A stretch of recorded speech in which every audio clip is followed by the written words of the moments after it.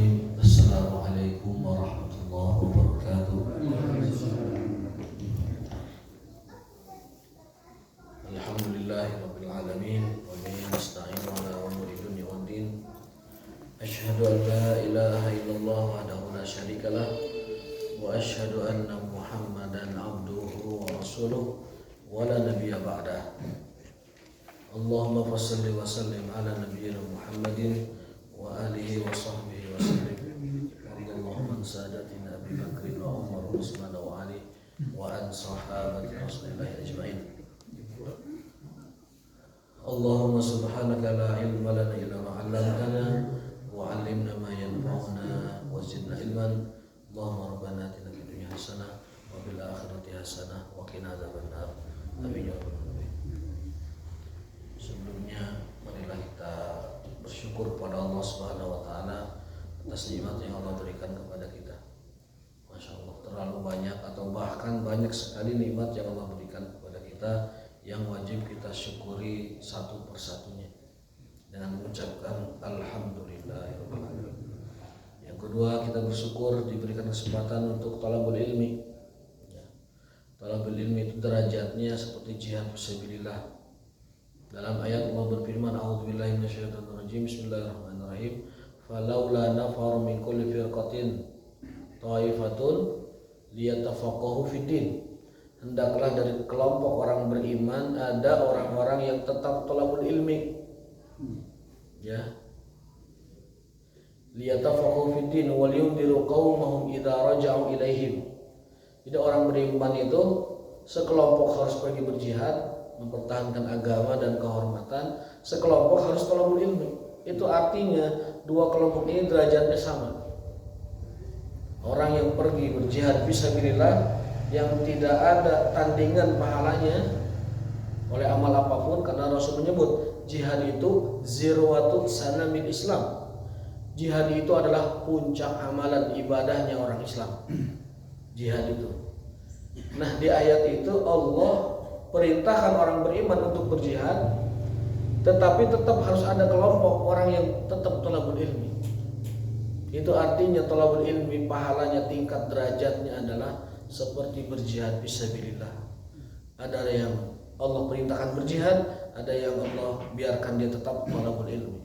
Sungguh besar pahala dan fadilah keutamaan thalabul ilmi. Dan yang kedua adalah hadis Nabi SAW, man kharaja fi talabil ilmi fahuwa fi sabilillah. Barang siapa yang keluar dari rumahnya untuk talabul ilmi fahuwa fi sabilillah, maka dia sepenuhnya ada di jalan Allah Subhanahu wa taala. Mudah-mudahan ya hatta yarji'ah, hingga dia pulang ke rumahnya. Jadi ini ayat dan hadis sudah cukup sangat kuat untuk menjadikan motivasi bahwa duduknya kita adalah laksana atau setara dengan mujahid fi sabilillah, supaya kita lebih sabar, lebih ridha, lebih ikhlas, agar itu menjadi keberkahan dari setiap waktu yang kita lalui dalam ta'lim kita. Amin ya rabbal alamin. Abwaab tahajjud. Sekarang kita masuk hadis 558 ya. Pasal Pak, itu pas dan ajangan kahon mah cukup segitu tuh 558 cekap itu. Lebih dari cukup. Asal tiasa ngi'rab, tiasa maca Bukhari tos kahon penuh. Insyaallah bisa mangga. Abi gaduh sanadna Bukhari, ku abi sanad deui ka bapak-bapak bilih bade ngaulang ka mana kitu tah. Ku abi sanad disambungkeun ya. Disambungkeun ka sanad sebelumnya. Bismillahirrahmanirrahim. An Ibnu Abbas radhiyallahu anhuma. Oh ya, judulnya adalah Abwaab Tahajjud, bab tentang salat tahajud. Apa keutamaannya, bagaimana tata caranya, kemudian fadilahnya apa ya, yang bisa kita lakukan dalam salat tahajud. An Ibnu Abbas radhiyallahu anhu maqala kana Nabi sallallahu alaihi wasallam idza qama min al-laili yatahajjadu. Qala Nabi SAW jika bangun malam, salat malam ya, bertahajud, beliau membaca doa seperti ini. Langsung ke doa apa? Allahumma lakal hamdu anta qayyumus samawati wal ardi wa man fihinna wa lakal hamdu laka mulkus samawati wal ardi wa man fihinna wa lakal hamdu anta nurus samawati wal ardi wa man fihinna wa lakal hamdu anta malikus samawati wal ardi wa lakal hamdu antal haqq wa wa'dukal haqq wa liqa'uka haqq wa qawluka haqqun wal jannatu haqqun wan naru haqqun wan nabiyyuna haqqun wa Muhammadun sallallahu alaihi wasallam haqqun was sa'atu haqqun Allahumma laka aslamtu wa bika amantu wa alayka tawakkaltu wa ilayka anaitu wa ilayka anabtu wa bika khasamtu wa ilayka hakamtu faghfir li ma qaddamtu wa ma akhartu wa ma asrartu wa ma a'lantu antal muqaddimu wa antal muakhiru la ilaha illa ant aw la ilaha illa ghairu wa la haula wa la quwwata illa billah. Itu doa tahajud yang lengkap. Setelah salam. Langsung setelah salam baca. Paminta hafal tiasa naik kertas. Oh ayam aja mana? Wilujeng aja mana? Masyaallah. Lami tetap. Lami tetap banget. Terus barangkali di ulang lebih terbiasa lepas ya, kalau san qadarullah bentrok terus dengan kegiatan. Jadi itu doa tahajud ya. Dibaca boleh pakai kertas, boleh dihafal. Kalau kita perhatikan lafaz-lafaz doa ini, satu adalah puji-pujian Rasul pada Allah SWT. Yang kedua meneguhkan keimanan. Yang satu memuji, zikir ya, dan yang keduanya adalah meneguhkan keimanan bahwa Engkau ya Allah maha benar, nabi-nabi Engkau benar, surga itu benar, neraka itu benar ya. Kemudian kiamat itu benar, dan kita artikan arti dari doa itu. Allahumma lakal hamdu, segala puji bagimu hai Allah. Engkaulah pengurus langit dan bumi dan ada yang ada di antara keduanya. Bagimu segala pujian, bagimu atau milikmu kerajaan langit dan kerajaan bumi dan yang ada di antara keduanya. Segala pujian untukmu. Engkaulah cahaya langit dan bumi dan di antara keduanya. Engkaulah pemilik pujian, engkau adalah raja langit dan bumi. Engkaulah pemilik pujian, engkau adalah maha benar, janjimu benar, pertemuan denganmu juga benar. Wa qauluka haqqun, firman-firmanmu benar, surga itu benar, neraka itu benar, nabi-nabi itu benar, Muhammad SAW itu benar, kiamat itu benar. Ya Allah, aku pasrahkan diriku kepadamu, aku beriman kepadamu, aku bertawakal kepadamu, kepada engkaulah aku kembali, dan kepada engkaulah atau karena engkaulah aku berjihad melawan musuh-musuhmu, dan kepada engkaulah aku berhukum. Ampunilah dosaku yang telah lalu dan dosaku yang akan datang, dan apa yang aku sembunyikan atau aku nampakkan. Engkau maha awal dan engkau maha akhir, tidak ada Tuhan selainmu dan tidak ada kekuatan daya kecuali darimu. Subhanallah. Jadi bagaimana Rasul memuji Tuhannya itu luar biasa. Banyak sekali pujian-pujian beliau kepada Allah Subhanahu wa taala. Ini doa tahajud setelah tahajud. Namanya Nabi aja badannya menyebut Nabi Muhammad sendiri. Iya, betul. Ada di share Pak di grup Pak. Tinggal buka di grup udah ada doanya. Nabi sendiri membaca doa untuk dirinya. Ini yang sering orang bertanya, kenapa Nabi Muhammad bersalawat untuk dirinya? Jawabannya adalah karena itu perintah Allah. Karena itu perintah Allah. Ya Allahumma sholli ala Muhammad. Kan suka ada yang bertanya, kenapa Nabi berdoa untuk dirinya? Seperti misalkan doa tahiyat, Assalamualaikum. Kenapa itu dia doa untuk dirinya? Jawabannya adalah perintah Allah. Innallaha wa malaikatahu yusholluna 'alan nabi ya ayyuhalladzina amanu shollu 'alaihi wa sallimu taslima. Allah bersalawat kepada Nabi, artinya memberikan rahmatnya, berkahnya dan kebaikan-kebaikannya, keselamatannya, penjagaannya, kemuliaannya itu dilimpahkan, diberikan kepada Rasulullah SAW. Lalu setelah itu Allah menjelaskan malaikat pun mendoakannya. Yang ketiga adalah perintah kepada orang beriman mendoakan beliau. Dan Nabi Muhammad termasuk orang beriman.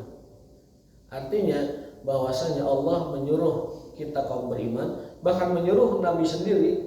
Sallu itu kan termasuk beliau sendiri dalamnya, bersalawat kepada diri beliau. Bila amar bersalawat kepada diri beliau. Jadi kalau Rasul menyuruh bersalawat kepada dirinya, bahkan namanya disebut dalam doa itu adalah sebuah perintah dari Allah Subhanahu wa taala. Karena ada orang yang tiba-tiba bertanya, ya Ustaz, kenapa Allah begitu menganakmaskan Rasulullah? Sebenarnya bahasa Anda juga salah, menganakmaskan gitu kan. Yang kedua adalah itu perintah Allah. Bahwa memang Rasulullah adalah Safiyuhu wa Khaliluhu. Yang pertama beliau itu Safiyuhu, manusia pilihannya. Yang kedua Khaliluhu, manusia yang dicintainya. Kalau kita belajar bahasa Arab, itu derajat cinta itu ada 16. Darajatul mahabbah itu 16. Saya sendiri tidak hafal itu urutannya yang lengkap. Tapi saya ingat yang paling tingginya itu adalah Khalil. Maka di alam semesta ini Khalilullah cuma 2, Nabi Ibrahim dan Nabi Muhammad SAW. Wattakhadallahu Ibrahim khalila, dan kami jadikan Ibrahim sebagai Khalil.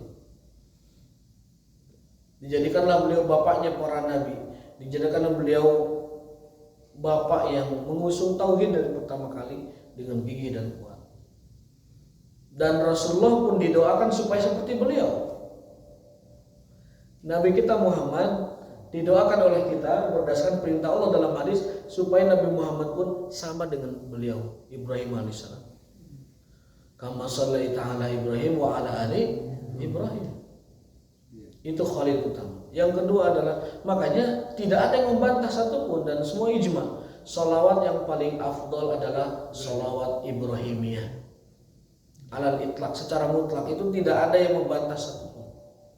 Karena Pak jumlah salawatnya 42. Diurang, balatak salawatnya 42. Tetapi yang firm, yang official dari Rasulullah SAW adalah pertama salawat Ibrahimiyah, tanpa ada yang membantah satupun. Allahumma sholli ala Muhammad wa ali Muhammad kama shallaita ala Ibrahim wa ala ali Ibrahim, sampai terakhir innaka hamidum majid. Itu salawat Ibrahimiyah namanya. Yang kedua adalah salawat Jibril. Kenapa? Karena menggunakan domirnya domir dia, sallallahu ala Muhammad sallallahu alaihi wasallam. Itu yang kedua. Jadi secara mutlak salawat yang paling afdal dan resmi, ya, formal dari Rasulullah SAW adalah Allahumma sholli ala Muhammad wa ali Muhammad.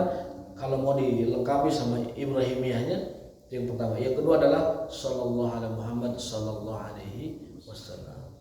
Kalau yang lain bagaimana? Kalau yang lain-lain silahkan, itu mah merujuknya kepada para ulama.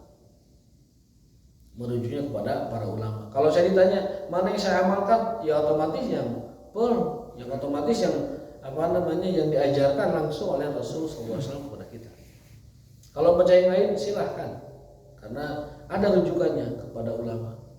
Tapi kalau ditanya mana yang bisa diamalkan, didakwakan sebagai bentuk ibadah, sebagai bentuk mengharap, sebagai zikir, sebagai doa, sebagai ibadah, sebagai melaksanakan kewajiban, maka yang dimaksud di dalam ayat itu adalah Allahumma sholli ala Muhammad wa ali Muhammad.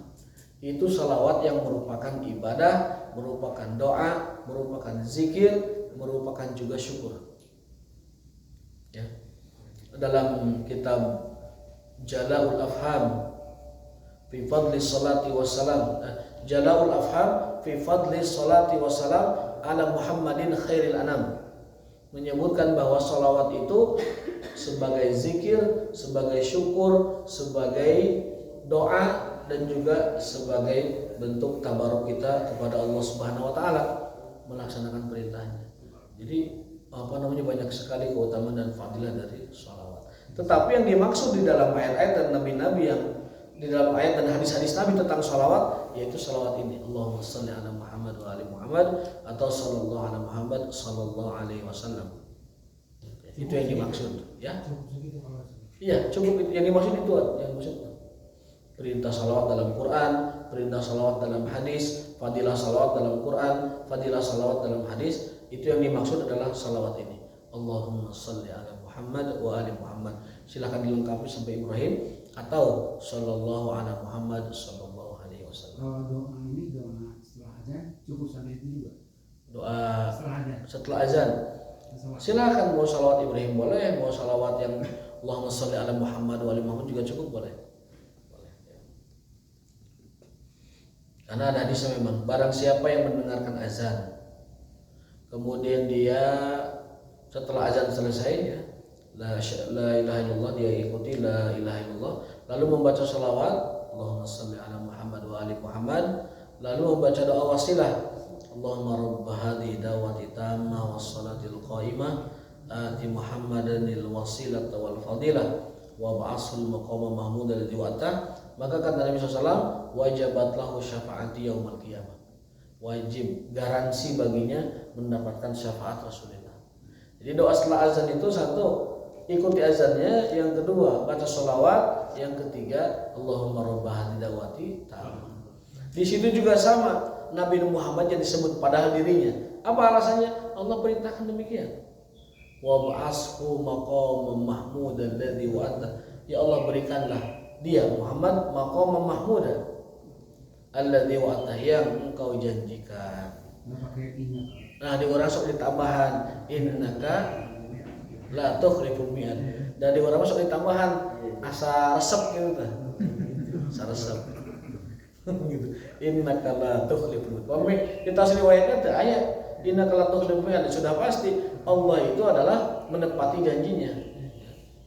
Wa'addah sebagaimana engkau telah janjikan. Sudah cukup sampai di situ.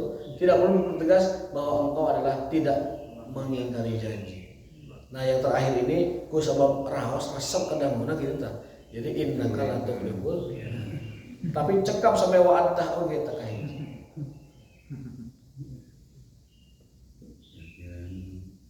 Di orang dicanak resepna kumaha. Nah, aslinya saya.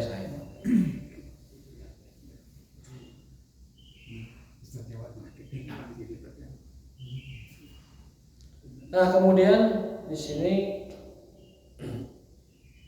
hadis berikutnya ya, hadis kedua langsung aja kita. Ya, banyak hadisnya kita baca.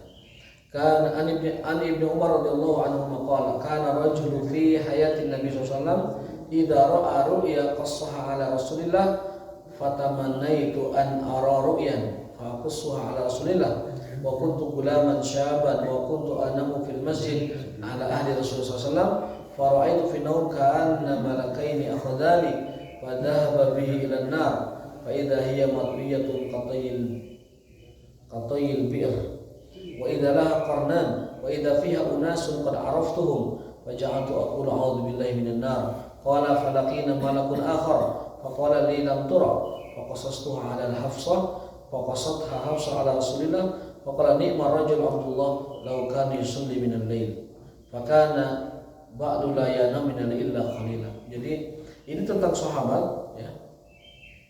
Namanya Abdullah bin Umar menceritakan bahwa ada seseorang di zaman Nabi SAW itu mimpi, dan mimpi itu diceritakan kepada Rasulullah SAW. Mimpinya itu mimpi apa? Mimpinya itu adalah dia dibawa oleh malaikat lalu dibawa ke neraka. Mimpinya begitu. Kapan itu? Di zaman Nabi. Ketika apa? Ketika tidur di masjid. Nah ini juga dalil nih, tidur di masjid itu boleh.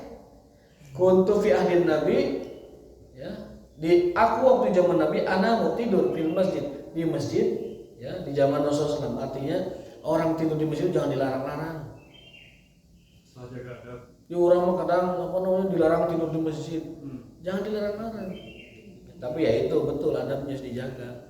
Minimal ke bantal lah, ke bantal minimal, karena apa ad-dardir wajibang itu kan mana-mana itu bahaya itu. Jadi membuat musolanya kotor sehingga orang sujud itu tidak khusyuk gitu. Minimal bawa bantal atau bawa apa namanya sajadah lah gitu ya, hamparan, supaya badan dia itu tidak membaui karpet sehingga orang sujud itu tidak terganggu gitu. Tapi yang namanya tidur di dalam masjid itu sangat-sangat biasa aja udah bisa. Seperti halnya ketika Ali pundung dari Fatimah, kan pernah ceritanya kan? Sangat masyhur sekali ceritanya. Suatu hari Nabi SAW bertamu kepada putrinya Fatimah.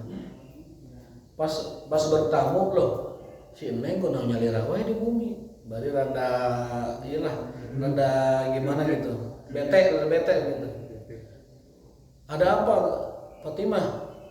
Kamu terlihat seperti tidak gembira begitu. Apa jawabannya? Ali marah padaku. Di mana sekarang? Ya, saya nggak tahu. Akhirnya Rasulullah SAW melihat seseorang yang lagi melintas, dipanggil jangan dia. Pangengan ke Ali, di masjid gitu. Di masjid. Kemudian orang itu datang ke masjid memeriksa. Oh iya, ada ke ngarengkol Ali di masjid, ngarengkol. Nah orang beriman mah pundung teh ke masjid, Pak. Orang soleh mah pundungna ke masjid, ngagoleh di masjid.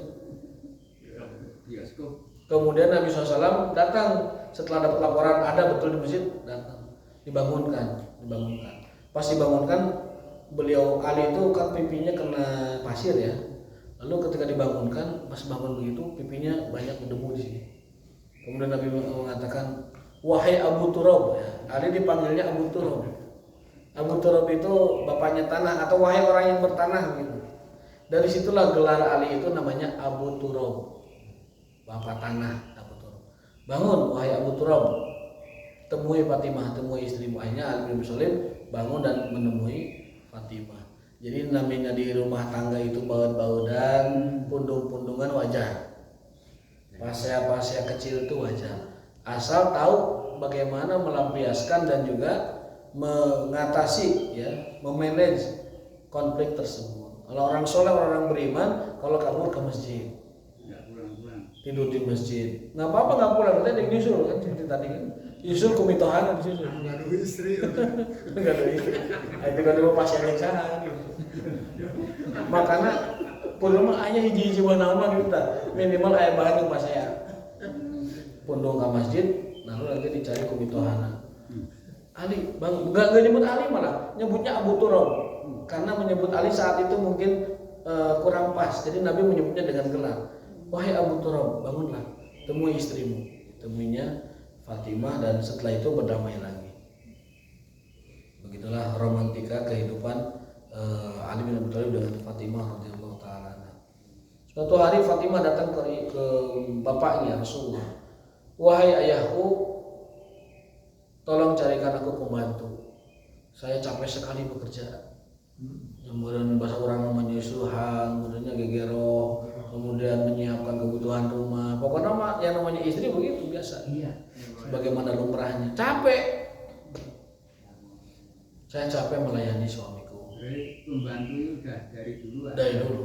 Rasul pembantunya 8 mas. Rasul itu ada yang ngawin sendalnya, ada yang ngurusin kendaraannya, kuda-kuda onta-ontanya, ada yang ngurusin senjata-senjatanya, ada yang ngurusin keperluan hariannya, ada yang ngurusin keperluan ibadahnya, ada yang ngurusin keperluan lainnya. Sampai 8 itu pembantunya. Termasuk Anas bin Malik yang kita sering ceritakan itu.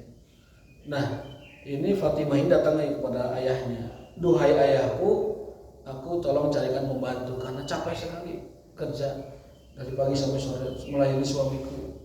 Capek lah. Apa kata Rasulullah? Coba kamu amalkan baca zikir sebelum tidur, subhanallah 33 kali, alhamdulillah 33 kali, Allahu akbar 33 kali. Diamalkan oleh beliau. Itu lebih baik daripada pembantu yang kamu minta itu. Itu khairun lah, lebih baik bagimu dari pembantu yang kamu minta. Nah, para ulama menyimpulkan bahwa yang namanya doa penguat tenaga, doa ini. Kalau ditanya amalan apa yang bisa menguatkan tenaga, stamina, kemudian badan sehat terus tiap hari, amalkan doa ini. Apa doanya? Subhanallah 33, alhamdulillah 33, Allahu Akbar 33. Baca sebelum tidur. Coba Pak praktekkan. Dalam jangka tertentu akan kerasa itu. Badan kita itu segar dan bugar. Bagaimana caranya? Entahlah, itu barokah Nabi SAW. Itu keberkahan dari Nabi SAW dalam doanya yang diajarkan kepada kita. Pengen sehat, pengen kuat, pengen sehat terus nih, mang perang begitu, amalkan itu. Subhanallah 33, alhamdulillah 33, Allahu Akbar 33. itu badan kita akan fresh terus, fit terus, apalagi yang bekerja ya, yang pagi bekerja sore pulang, dan terus para istri juga yang sibuk di rumah, capek di rumah, amalkan doa ini. Nah, Abdullah ini dalam mimpinya yang tidur di masjid itu ketemu malaikat itu membawa dia ke neraka. Diceritakan kepada Nabi SAW ya, lewat Hafsah ceritanya. Kenapa Hafsah? Karena Hafsah itu adalah kakaknya ya. Hafsah binti Umar, ini Abdullah bin Umar, berarti kakaknya ya. Diceritakan lewat Hafsah, faqasastuha Hafsah ya, ala Rasulullah, faqasatha Hafsah ala Rasulullah faqalat ni'mar rajul Abdullah. Rasul menjawab, sebaik-baik anak muda adalah Abdullah. Ini Rasul ini biasa memuji orang-orang. Kalau ada anak muda bertanya, sebaik-baik pemuda itu adalah Abdullah. Kalau ada orang yang berbuat baik, Rasul langsung angkat namanya, diangkat derajatnya, dipuji orangnya. Sebaik-baik orang adalah dia itu orangnya baik. Itu selalu beliau itu memberikan kesan baik, kesan bagus, kesan yang terasa dalam hati itu. Nabi itu selalu memberikan kesan di setiap perjumpaan dengan siapapun. Itu tidak semua orang bisa itu, memberikan kesan baik kepada siapapun yang dia jumpai. Apa bahasa Inggrisnya? Immersif ya. Be immersif. Jadi jadilah orang yang setiap bertemu dengan orang lain itu memberikan kesan. Dan Nabi sebagai seorang dai, sebagai penyampai risalah, memiliki kemampuan itu. Setiap berjumpa dengan siapapun berkesan. Contoh paling nyata, ketika Rasulullah SAW dikejar-kejar dari Makkah ya, yang kabur karena hijrah itu, kan sesuputan Rasulullah hijrahnya dengan Abu Bakar. Beda dengan Umar. Umar mana memang dia jeger, dia pendekar. Sebelum hijrah mengumumkan dia, besok saya mau hijrah. Kata Umar tuh di depan Ka'bah, innani ghadan muhajir, faman arada an taskilahu, barang siapa yang ingin istrinya jadi janda, waduh, wa taskilahu waladuh, atau anaknya jadi yatim, falyuqabilni khalfal wadi, temui aku di balik bukit ini. Tuh Umar mau hijrahnya nang tanggal Umar beda, orang malwani gitu. Nah, kata para ahli sejarah, tiap-tiap orang Islam itu Allah variasikan kemampuannya dalam mengemban kebenaran. Bagi yang lantang dan berani seperti Umar, ya itulah karakternya. Ada ruangnya. Umar nantang. Siapa yang mau istrinya janda, budaknya yatim, panggihan Nabi di balik bukit. Walam yaqau ahadun. Tidak ada satu orang pun orang Quraisy yang menemuinya. Tahu Umar. Jadi sakurais teh wanian ka Umar mah. Tong borone orang Quraisy juri ge kabur ka Umar mah. Dalam hadis, law salaka Umar fajjan la salaka syaitan fajjan akhar. Kalau ada di jalan Umar, itu setan yang sedang jalan milih jalan lain. Nying lain. Jadi Umar kalau lewat setan tuh milih jalan lain. Dan kata para ulama, hadza hakiki, itu makna sebenarnya, tidak dimajas, tidak dikias. Setan itu takut karena keimanan Umar, takut karena karakter Umar. Memang takut beneran. Hakiki. Setan itu jin kabur, takut kalau berpapasan dengan Umar. Walaupun gaib, tidak melihat, tapi dia takut. Setan bisa manusia kan? Setan bisa manusia bentuknya, artinya menjirim gitu ya. Setan bisa bentuknya setan asli. Itu kata Nabi, lau salaka Umar fajjan, jika Umar melewati satu jalan, la salaka syaitan, maka setan akan memilih fajjan akhar, jalan yang lain. Hadis kan saudara. Orang mau jalan dituturkan ke juri ngabring itu kan. Nah, beliau itu hijrahnya terang-terangan. Kalau Nabi SAW dan Abu Bakar, kenapa sembunyi-sembunyi? Hikmahnya adalah agar dapat menjadi qudwah dan contoh bagi umatnya. Karena tidak semua umat Muhammad itu memiliki keberanian seperti Umar. Selalu Nabi itu konteksnya adalah contoh dan qudwah, selalu begitu. Nabi kaya, tapi kenapa memilih sederhana? Agar jadi tiruan dan contoh qudwah, teladan bagi umatnya. Kalau beliau ingin kaya, apa yang kurang dari beliau? Kuatnya kan Dalam pemimpin. kuatnya lebih dari 30 orang laki-laki. Betul, dalam sebuah hadis, dalam sebuah asar ya. Kata Ibnu Abbas, stamina Nabi itu adalah setara dengan 30 pria biasa. Stamina Nabi itu setara dengan masih setara dengan 30 pria biasa. Jadi orang mah kalah dalam stamina. Gulatnya kalah, kekuatannya kalah, dan lain sebagainya. Stamina juga kalah. Kalau beliau setara dengan 30 orang biasa. Nah, ketika Rasulullah hijrah ke Madinah, itu kan Quraisy nyari-nyari, bikin sayembara. Siapa yang dapat memberikan informasi tentang Muhammad atau menangkap Muhammad mendapatkan hadiah 100 ekor unta. Yang tahu infonya aja Muhammad ada di mana, dapat 100 ekor unta. Itu diumumkan di Ka'bah oleh Abu Jahal. Otomatis kan para jagger, para bandit itu kan ini nyari kesempatan. Waduh, ini nih peluang nih. Gawe mah heset di sampai sore iya bener. Aya peluang nih contoh newak Muhammad atau informasi Muhammad. Nah, di antara orang yang mengejar itu ada tim. Akhirnya dia balik lagi karena melihat gua itu seperti gua lama. Kamu baliklah, tidak ada.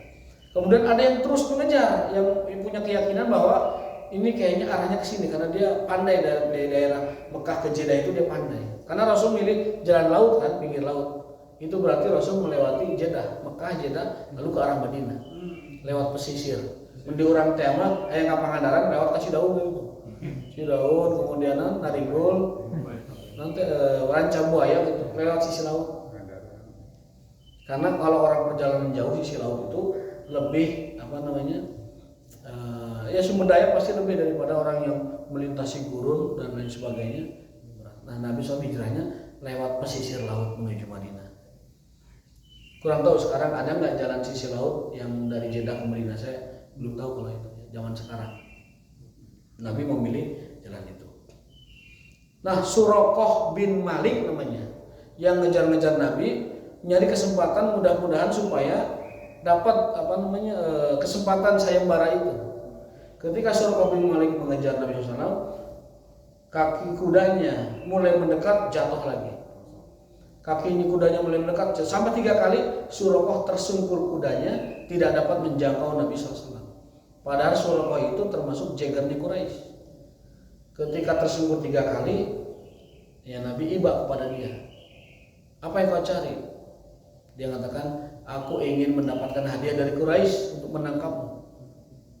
Nabi mengatakan gini aja. Kalau kamu ikut denganku, kamu akan memakai mahkota Raja Persia. Itu kan menciptakan kesan langsung. Suraqah, kalau kamu ikut denganku, kamu akan dipakaikan mahkota Raja Persia yang sangat terkenal itu. Kisra itu kan Raja Persia yang sangat bermewah-mewah sekali. Kursinya tuh emas Kisra itu. Kisra itu Raja Persia, jamannya Akasir. Kaisar itu Raja Romawi, jamannya Qayasir. Fir'aun itu julukan Raja Mesir, jamaknya Farainah. Kemudian Najasyi itu Raja Afrika, jamaknya Anjasah. Kemudian Tuba itu raja-raja Yaman. Jadi itu gelar semua. Fir'aun, Kaisar, Kisra, Tuba, Najasyi itu gelaran raja. Menurut orang Prabu itu teh. Masing-masing ada namanya. Fir'aun sendiri ada yang namanya Abdullah bin Aun itu. Jadi Fir'aun teh aya nu ngaranna Abdullah. Padahal ya Fir'aun kan kejam. Nama aslinya nama bagus itu. Fir'aun itu nama aslinya bagus. Abdullah bin Aun. Tapi julukannya Prabu ya Fir'aun. Jadi itulah gelar-gelaran aja. Nah, kesan itu yang ditimbulkan dalam pertemuan perjumpaan dengan Rasulullah SAW sangat berkesan bagi Waraqah. Ini sepertinya orang mengatakan hal yang benar nih, kata Waraqah. Bukan Waraqah, Suraqah bin Malik. Pulanglah dia pegang tuh ucapan Muhammad itu. Saya pegang ucapan Muhammad ini karena berkesan banget ya. Ketika menyampaikan, meyakinkan, Suraqah, kamu akan dipakaikan mahkota Raja Persia. Atau bagi orang Arab melihat Persia itu kemustahilan yang sangat-sangat yang mustahil gitu loh. Hil yang mustahil itu sangat tidak mungkin Mustahil bangsa Arab dapat menyentuh istana Persia. Bahkan dengan raja pun tidak mungkin. Apalagi dipakaikan mahkota, sesuatu yang sama sekali tidak tergambarkan oleh orang dimanapun dari kalangan bangsa Arab. Bangsa Arab tidak memiliki kekuasaan, tidak punya kerajaan, hidupnya berkabilah-kabilah, hidupnya itu berkelompok-kelompok. Arab itu tidak pernah ada kerajaan sebelumnya. Makanya satu-satunya wilayah yang tidak pernah dijajah itu bangsa Arab. Kenapa? Karena mereka hidupnya bersuku-suku, hidupnya berkabilah-kabilah, tidak ada kekuasaan yang eksis di daerah Jazirah Arab itu, di daerah Mekah itu. Mereka hidupnya mempertahankan kehormatan diri dan kabilahnya. Itu aja perjuangan hidupnya itu. Tidak punya raja yang menguasai, tidak punya kekuasaan yang menguasai. Tidak di bawah Romawi, tidak di bawah Persia, tidak di bawah Bizantium, tidak di bawah kekuasaan manapun. Itu hebatnya bangsa Arab. Makanya ketika para ulama sejarah menuliskan di antara rahasia kenapa Quraisy dipilih menjadi tempat turunnya wahyu adalah karena Jazirah Arab, terutama daerah Quraisy itu tidak berada di bawah imperium manapun. Di samping bahasanya hebat bahasa Arab itu, di samping orang-orangnya punya jiwa kesatria dan tidak mau direndahkan, yang ketiga di samping orangnya menghargai kebenaran dan juga kalaupun salah dia fire dalam kesalahannya dan lain sebagainya. Itu di antara 5 penyebab Allah pilih Jazirah Arab sebagai tempat turunnya wahyu. Di antara 5 itu adalah maksudnya negara Arab itu bukan negara satu ya. Eksistensi orang Arab itu dia tidak berada di bawah kekuasaan siapapun. Gitu. Bayangkan kalau Rasul dakwah di Mekah, kemudian harus menghadapi kekuatan besar raja tertentu, itu kan akan lebih repot, karena Rasul SAW akan menghadapi kekuatan ini. Tapi Allah kehendaki Rasul SAW dakwahnya di Mekah turunnya, yang mana Mekah itu wilayah independen, wilayah yang tidak terjangkau oleh kekuasaan manapun. Najasyi tidak bisa, Habrohah tidak bisa, Romawi semua tidak ada. Jadi itu kehebatan dan rahasia dipilihnya Jazirah Arab seperti itu. Itu yang membuat kesan dimanapun ketika perjumpaan pertama dengan Rasul Shallallahu Alaihi Wasallam. Setelah beberapa tahun kemudian baru terlaksana di zaman Umar bin Khattab bahwasanya Suraqah itu dipakaikan mahkota Raja Persia. Setelah Umar dan pasukannya mengalahkan Raja Persia, semua ghanimahnya diambil, ditarik itu numpuk pak menggunung. Ghanimah kerajaan Persia numpuk ngagunung dulu. Teu kawadahan eta ghanimahna. Kursi emas, bangku emas, gelas emas, piring emas, mahkota berlian, kemudian baju-baju yang super mewah. Karena orang Persia ngambil pajaknya gede dari masyarakat. Kemudian dia mengeksploitasi sumber daya masyarakat untuk kemewahan istananya.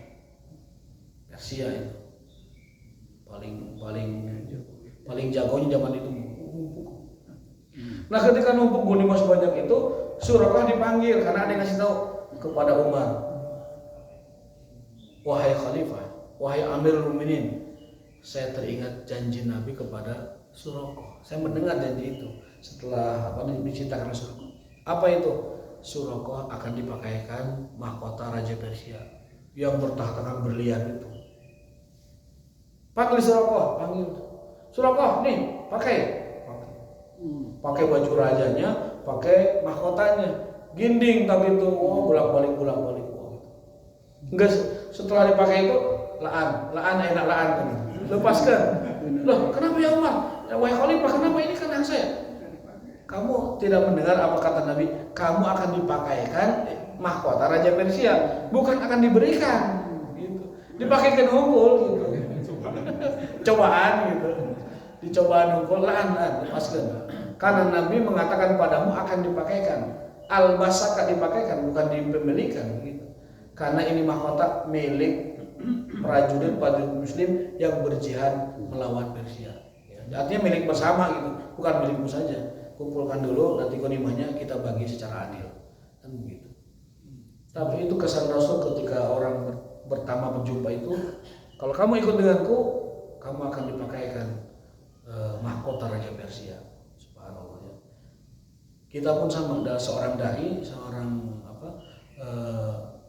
yang menyebarkan atau mengajarkan agama, mesti membuat kesan kepada orang yang madu kita itu sesuatu yang berkesan begini ya. Dan itu kemampuan yang dimiliki oleh Rasulullah SAW. Apa ketika Nabi mendengar bahwa Abdullah bermimpi diambil malaikat dan diajak ke neraka, itu Nabi SAW mengatakan, "Ni'mar rajul Abdullah, sebaik-baik pemuda adalah Abdullah. Lau kana yusalli minal lail, andaikan dia sholat tahajud." Jadi seolah-olah pesannya begini, sebaik-baik itu Abdullah yang sudah ditegur malaikat ya, lewat mimpinya, dan alangkah baiknya kalau dia sholat tahajud setiap malam. Maka ba'du layana minal lail. Maka setelah mimpi itu Abdullah tidak pernah tidur malam kecuali separuhnya saja.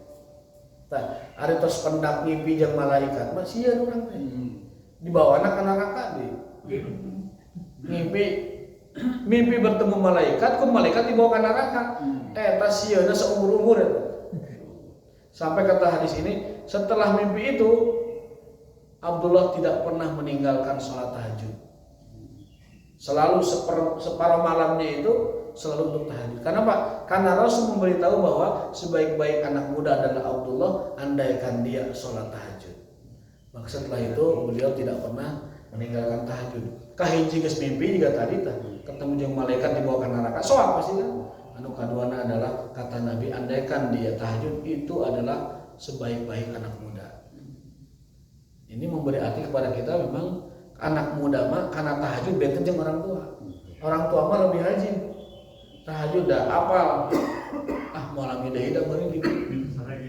Sare geus hese. Jam 2 teh kalau pasti bangun. Sepuh mah tamu 2 pasti bangun. Jadi tadi alarman ge final mah kapendak wae biasa. Gitu tuh. Jam 2 bangun pasti. Anak muda mah enggak, lagi semangat-semangatnya menikmati hidup termasuk tidur.